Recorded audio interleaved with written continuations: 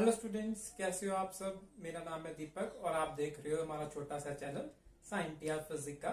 और हम कर रहे थे करंट इलेक्ट्रिसिटी। ठीक है, तो करंट इलेक्ट्रिसिटी में हम एक और टॉपिक करने जा रहे हैं जिसका नाम है किरचॉफ्स रूल। किरचॉफ्स रूल करने बहुत इंपॉर्टेंट है अगर आप किसी इलेक्ट्रिकल सर्किट को समझना चाहते हो, क्योंकि ये कॉम्प्लिकेटेड से कॉम्प्लिकेटेड सर्किट में भी आपको करंट या किसी पर्टिकुलर रेजिस्टेंस के अक्रॉस वोल्टेज निकाल के देने की कैपेबिलिटी रखता है। ठीक है, ये बहुत इजी है और इसके दो रूल्स हैं। ठीक है, तो ये बेसिकली दो रूल्स में डिवाइड होता है, किरचॉफ्स फर्स्ट रूल और किरचॉफ्स सेकंड रूल। ठीक है, तो पहले हम फर्स्ट रूल देखते हैं। तो फर्स्ट रूल को हम बेसिकली जंक्शन रूल या करंट रूल भी बोल देते हैं। ठीक है, जंक्शन रूल इसलिए बोल देते हैं क्योंकि जो फर्स्ट रूल है, किरचॉफ्स फर्स्ट रूल है, ठीक है, वो जंक्शन पे ही अप्लाई होता है। विदाउट जंक्शन जो है वो किरचॉफ्स लॉ अप्लाई नहीं होता। ठीक है, तो ये जो फर्स्ट रूल है वो किस पे बेस्ड है? कंजर्वेशन ऑफ चार्ज पे। ये हम आगे देखेंगे। ठीक है, तो मैंने कहा जंक्शन पे अप्लाई होता है, तो मैं जंक्शन से ही समझाता हूं। ठीक है, तो यहाँ पे मान लीजिए मेरे पास एक जंक्शन है। जंक्शन का मतलब है कि जहां पे काफी सारी वायर्स जो है वो मीट करें। ठीक है, तो यहाँ पर वायर्स मीट कर रही हैं तो इसे जंक्शन बोलते हैं। तो फर्स्ट रूल क्या बोलता है कि जितना करंट जो है वो जंक्शन के अंदर आ रहा है उतना ही करंट जंक्शन के बाहर भी जाना चाहिए। ठीक है, जितना करंट एंटर करे उतना ही लीव करे, इसे हम जंक्शन रूल बोलते हैं। ठीक है, तो ये इसका एक्सप्रेशन है लिखने का, that is sum of all the currents जो जंक्शन के बाहर या जंक्शन के अंदर आ रहे हैं, ठीक है, वो जीरो होने चाहिए। तो ये कैसे जीरो होंगे? तो किसको प्लस और किसको नेगेटिव लें? तो हमें एक रेफरेंस लेनी पड़ती है कि जो अंदर आ रहे हैं करंट्स उनको हम प्लस साइन दे देते हैं और जो बाहर जा रहे हैं उसको हम नेगेटिव साइन दे देते हैं। तो इसे हम बोलते हैं साइन कन्वेंशंस। ठीक है, बेसिकली ये एक रेफरेंस है। ठीक है, बिना रेफरेंस के तो फिजिक्स चलती ही नहीं है। तो मान लीजिए ये मेरे पास जंक्शंस हैं। ठीक है, अगर करंट अंदर आ रहा है तो उस करंट को पॉजिटिव लेंगे, अगर करंट बाहर जा रहा है तो उस करंट को नेगेटिव लेंगे। तो चलिए यहां अप्लाई करके देखते हैं। तो आई करंट अंदर जा रहा है, ठीक है, तो पॉजिटिव आएगा आई। ठीक है, उसके बाद I1 बाहर जा रहा है तो नेगेटिव आएगा, नेगेटिव I1। ठीक है, I2 बाहर जा रहा है तो negative I2 is equals to 0। ठीक है, इट मीन्स I जो है वो किसके इक्वल है? I1 प्लस I2 के।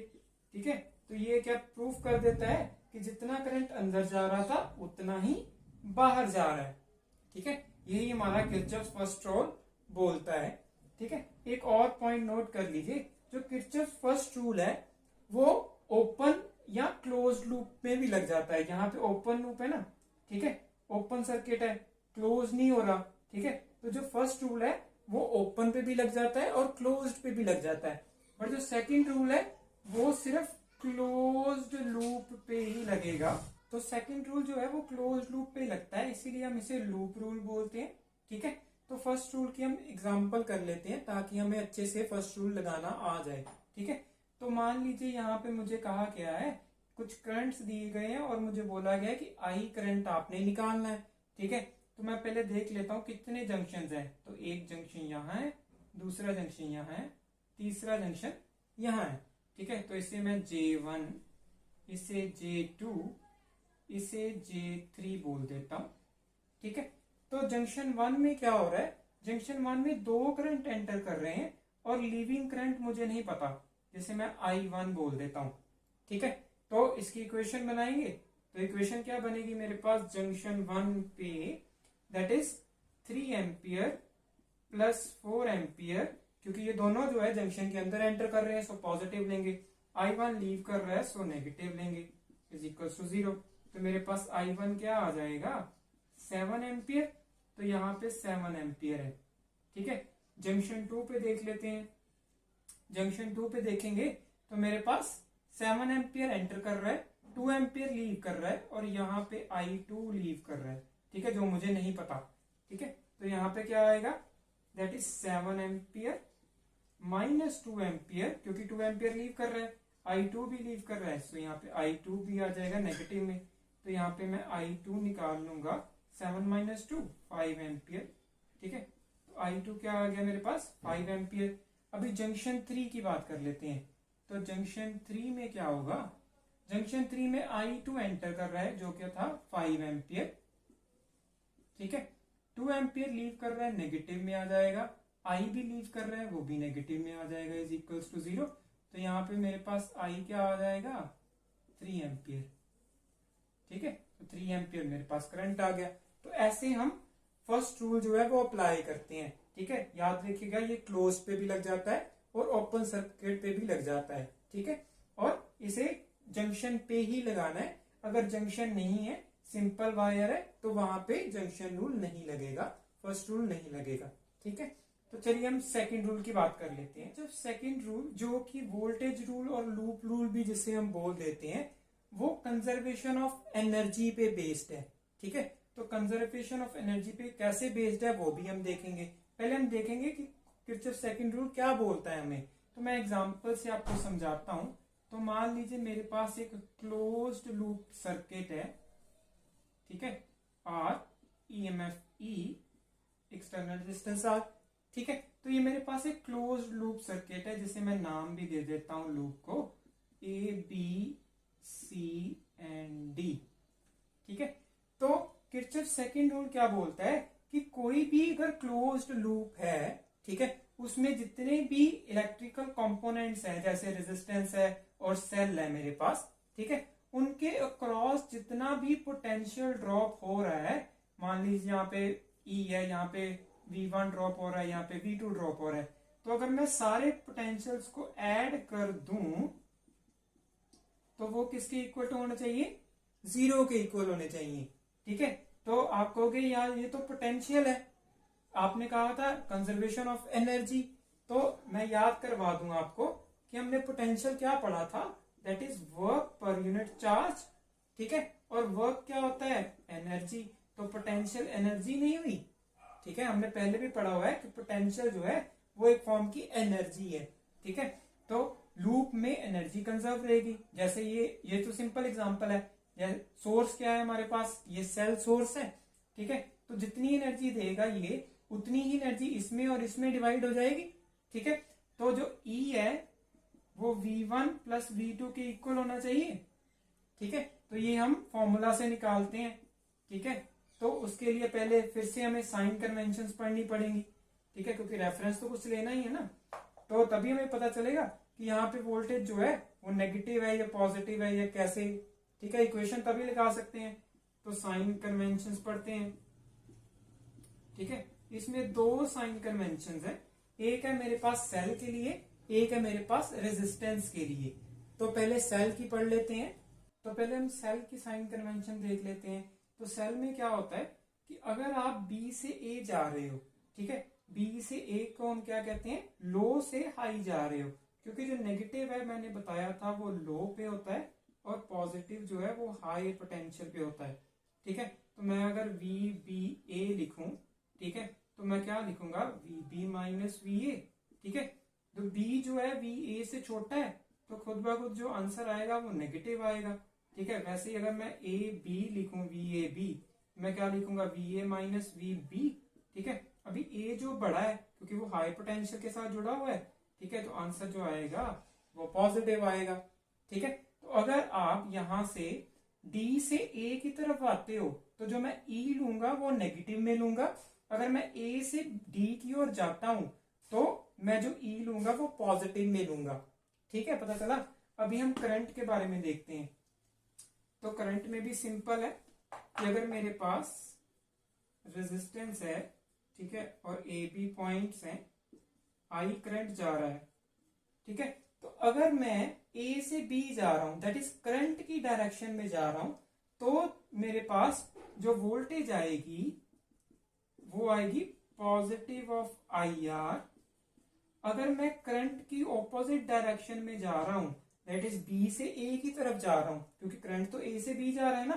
ठीक है, तो B से अगर A जाऊंगा तो करंट की ऑपोजिट डायरेक्शन में जाऊंगा, तो मेरे पास वोल्टेज आएगी नेगेटिव ऑफ IR। ठीक है, तो साइन कन्वेंशन आपको पता चल गई। तो चलिए यहाँ पे हम साइन कन्वेंशन पे अप्लाई करते हैं। तो मेरे पास मैं पाथ फॉलो करता हूं, पहले आपको पाथ लिखना पड़ेगा। ठीक है, मैं इसे रब कर देता हूं। पहले आपको पाथ लिखना पड़ेगा कि आपको कौन सा पाथ फॉलो कर रहे हो आप। ठीक है, फिर आप अप्लाई कर सकते हो किरचॉफ सेकंड रूल। ठीक है, पहले पाथ लिखना पड़ेगा, तो हम पाथ लिख लेते हैं। आप कोई भी पाथ लिख सकते हो। मैं लिख रहा हूं ADCB A। ठीक है, आप उल्टा भी लिख सकते हो ABCDA। ठीक है, आंसर जो आएगा वो सेम आएगा, आंसर में प्रॉब्लम नहीं होगी।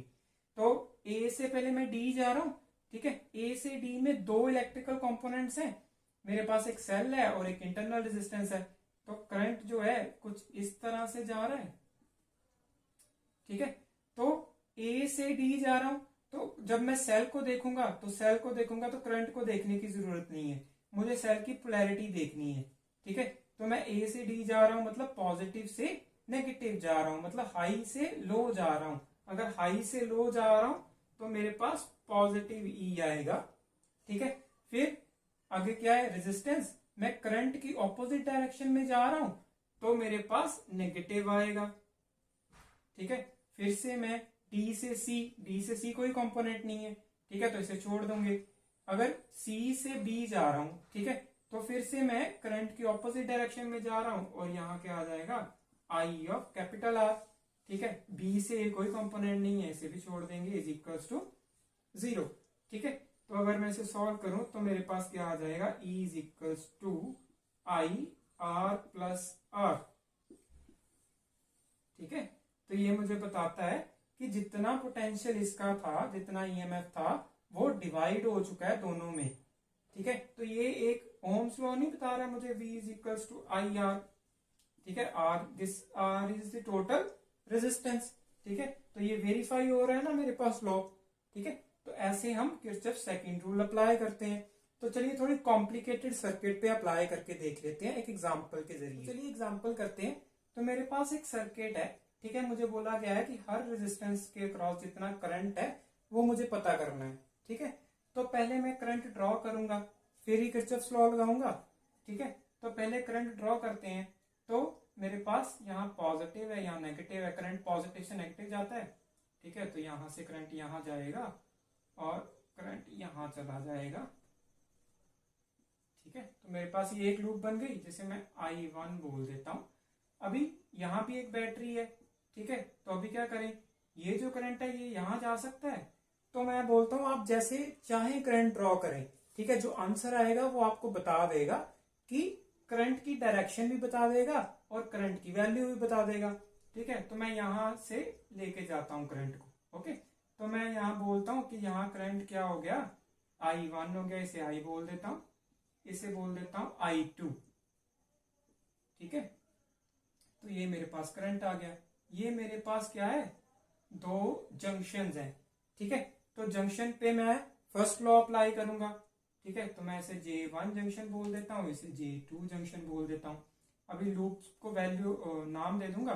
ठीक है, इसे ABCDEF दे देता हूं।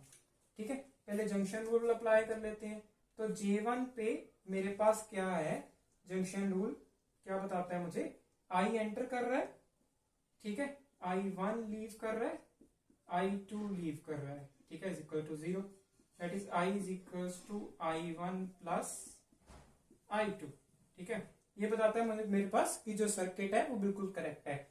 जंक्शन 2 पे भी यही इक्वेशन आएगी, सो मुझे निकालने की जरूरत क्या करते हैं, सेकंड रूल पे पाथ को जरूरत पड़ेगी हमें।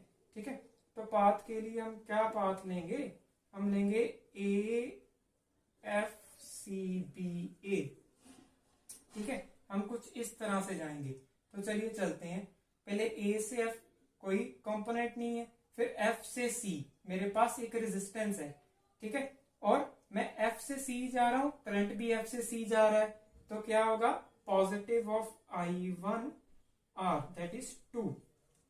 ठीक है, अभी C से B कोई कंपोनेंट नहीं है, B से A 2 कंपोनेंट्स हैं।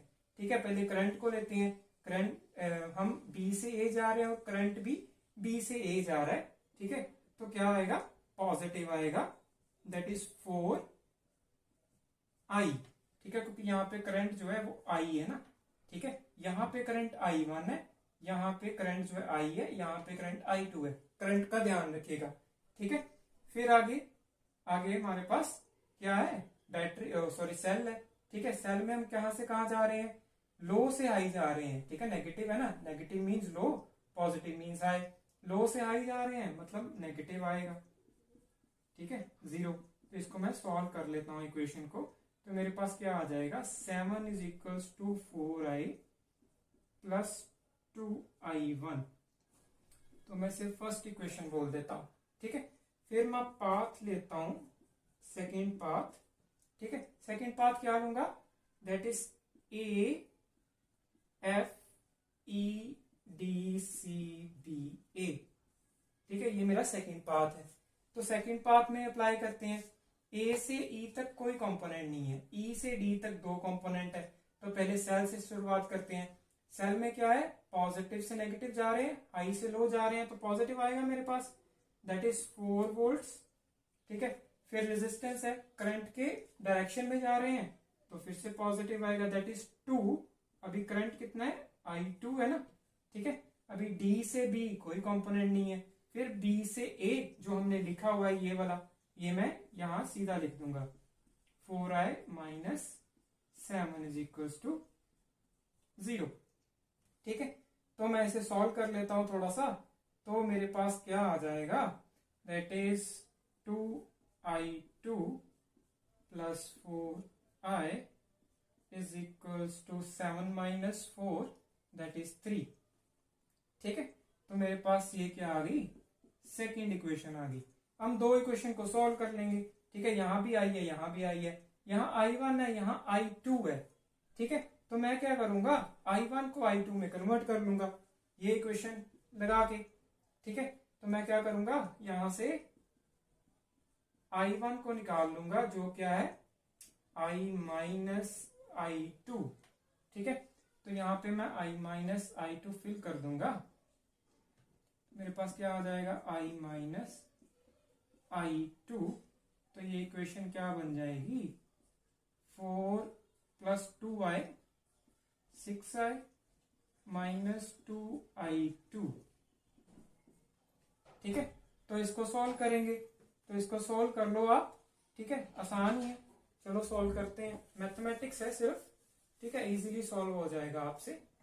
तो सॉल्व करने के लिए मैं क्या करता हूं, यहां से i निकाल लेता हूं। ठीक है, तो i निकाल लेंगे, that is 7 plus 2i2 by 6 is equals to i। ठीक है, इसमें फिल कर देते हैं, इसको थर्ड इक्वेशन बोल देते हैं। ठीक है, तो नीचे वाले में फिल करेंगे, that is 3 is equals to 2i2 plus 4 7 plus 2i2 by 6। ठीक है, तो इसे सॉल्व करेंगे तो क्या आ जाएगा मेरे पास, 2 2 4 2 3 6। ठीक है, ऊपर मल्टीप्लाई कर देंगे तो मेरे पास कुछ ऐसा आ जाएगा। ठीक है, इसे सॉल्व करेंगे, दैट इज 10i2 इधर आके 14, दैट इज माइनस ऑफ 5। ठीक है, दैट इज I2 मेरे पास क्या आ गया, minus of half ampere. Okay, तो I2 क्या है, माइनस में है। ठीक है, इट मींस जो I2 की डायरेक्शन है वो ऊपर की तरफ नहीं है, वो I2 जो है वो नीचे आ रहा है, वो भी 0.5 एम्पियर के साथ। ठीक है, जो I2 की डायरेक्शन है वो हमने गलत बनाई है, ये इसने बता दिया है खुद ब खुद। ठीक है, अभी I1 निकाल लेते हैं। ठीक है, या I निकाल लेते हैं, तो I निकाल लेंगे तभी मेरे पास I1 आ जाएगा। ठीक है, तो भर दो, 7 plus 2 into minus half by 6। ठीक है, तो ये कट गया, 6 by 6 is equals to 1 ampere.